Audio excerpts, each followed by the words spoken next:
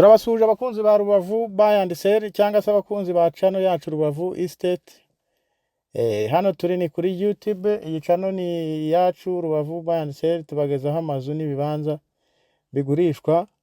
By'umwihariko cyane cyane aho dukorera ni mu karere ka Rubavu. Ushaka inzu, ushaka ikibanza, ushaka apartment, mu bice byose bya Rubavu turahabaye rwose.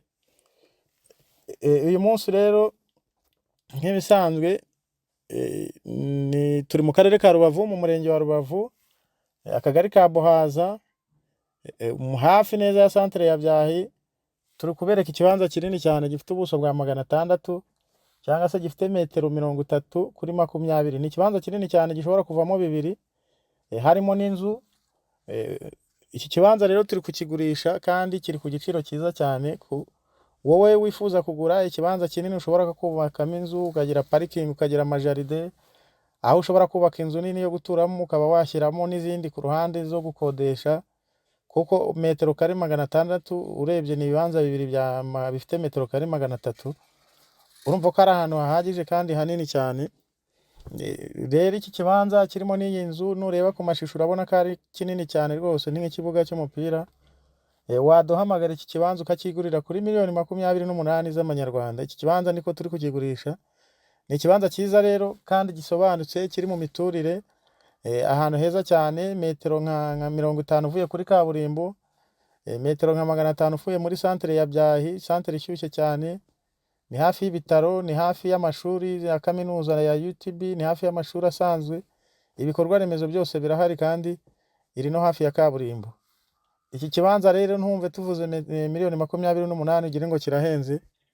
Kubaza ibiciro by'aha hantu turi kubabwira,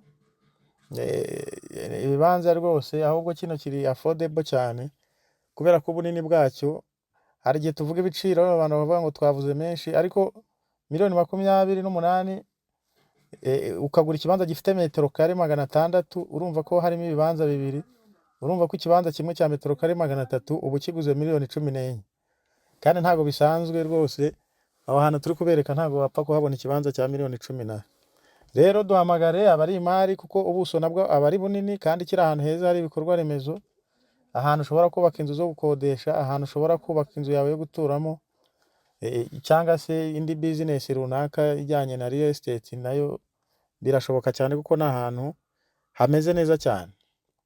Iyi mari rero tuba turi kubereka iragurishwa miliyoni 28 z'amanyarwanda. Miliyoni 28 z'amanyarwanda uyafite ukaduhamagara, rwose iyi nzu yawe. Abari kure bajya batubaza ngo mu madolari, miliyoni 28 na amafaranga make cyane, manza ni nk'ibihumbi 20 by'idolari byonyine.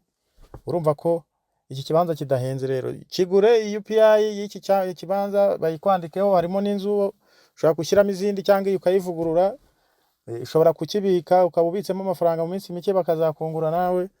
N'ahandi rero wabona ibyiza nk'ibi usibye kuri channel yacu cyangwa yanyu Rubavu Estate. Wowe dusuye bwa mbere cyangwa se utarakora subscribe, ukoraho kuri subscribe kugira ngo nitujya uploadinga amazu n'ibibanza bigurishwa ntibizajya bigucika rwose. Tuba tubifite kandi ku bwinshi. Rubavu rero tumeze neza, turi amahoro. Ibintu by'amasasu byarahagaze rwose, byavaga hakurya.